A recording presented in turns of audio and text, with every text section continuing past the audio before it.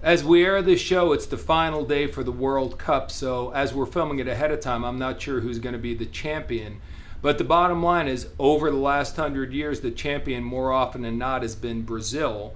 And the number one player for Brazil over all those years, and the person who holds the most World Cup championships ever, is a man named Pele. And tonight, we'll tell his story on The Power of One.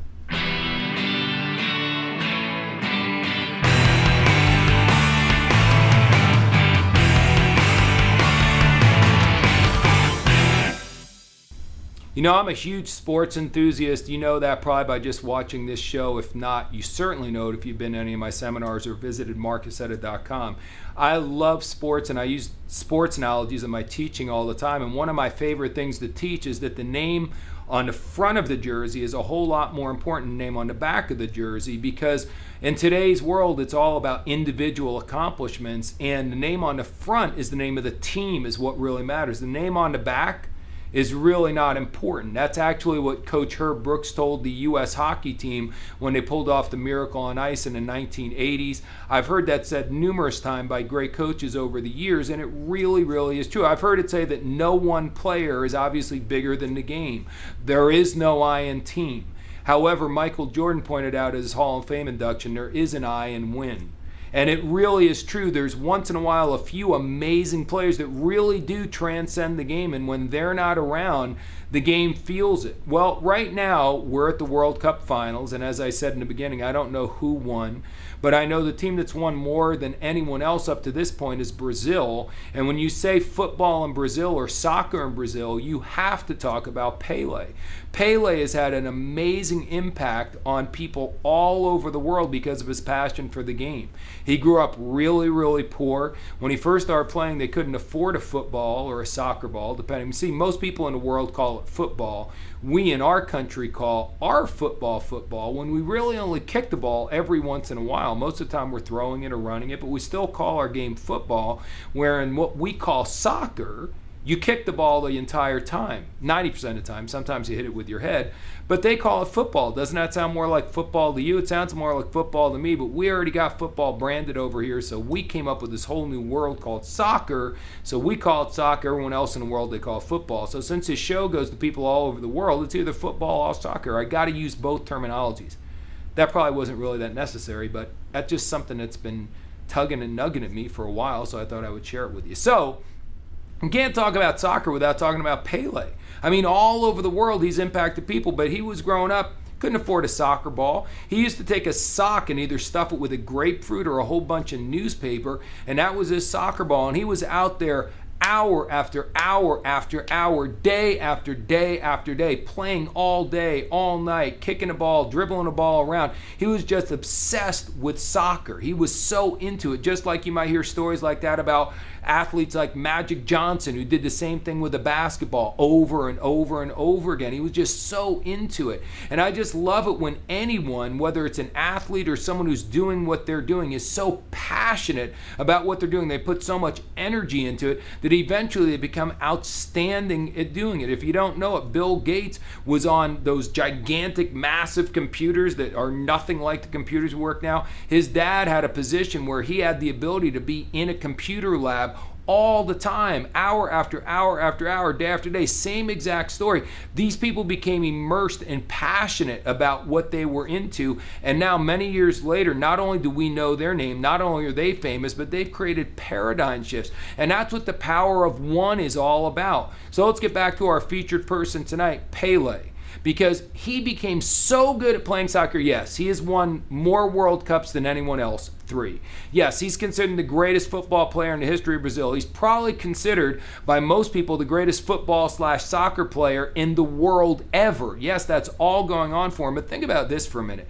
Back, I believe it was in the 60s or maybe the early 70s, during the Nigerian Civil War, could you imagine that they stopped the Civil War because Pele was in Laos doing a soccer exhibition? So they put a ceasefire on so both sides could go and see this guy play soccer?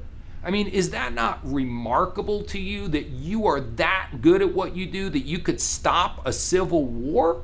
I mean, that to me is remarkable. That is not common. I don't know, as good as Michael Jordan is, that anyone's ever stopped a civil war so they could watch the NBA Finals. So that was something worth mentioning for sure. But then more importantly, I'll never forget, I grew up in New Jersey, and I went to Seton Hall, and when I graduated in 1982, I was from 76 till, about 1990, I lived in northern New Jersey, right outside of where the Giant Stadium area is. And I'll never forget the buzz in New Jersey when the Cosmos started playing soccer. Now, I know that league's not around anymore. You may not have heard of the Cosmos, but they brought Pele to the United States to get soccer up and going. Now, what's hilarious about it was back then, soccer, there were virtually no kids groups. Everyone played Little League baseball or football or basketball. Kids weren't playing soccer. There was no they were just getting a professional league. It didn't even catch on. I mean, soccer was nothing to speak of at all in this country, but they brought over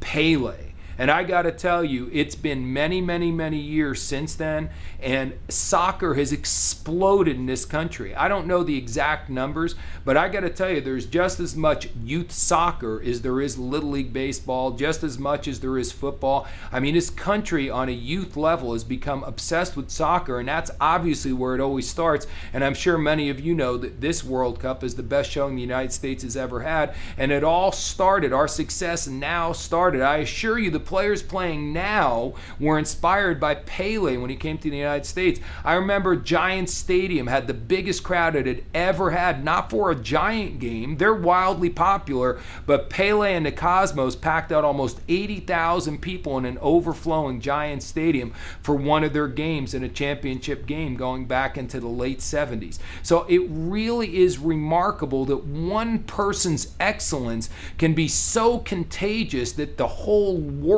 can end up catching it. It's just remarkable stuff.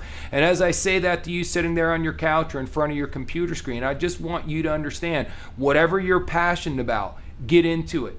Obviously, none of us have a guarantee. Pele didn't have a guarantee. Magic Johnson didn't have a guarantee. Bill Gates didn't have a guarantee. No one who's a phenom now had a guarantee when they were exuding or when they were following their passion. But the whole idea is, don't do it to be a phenomenon.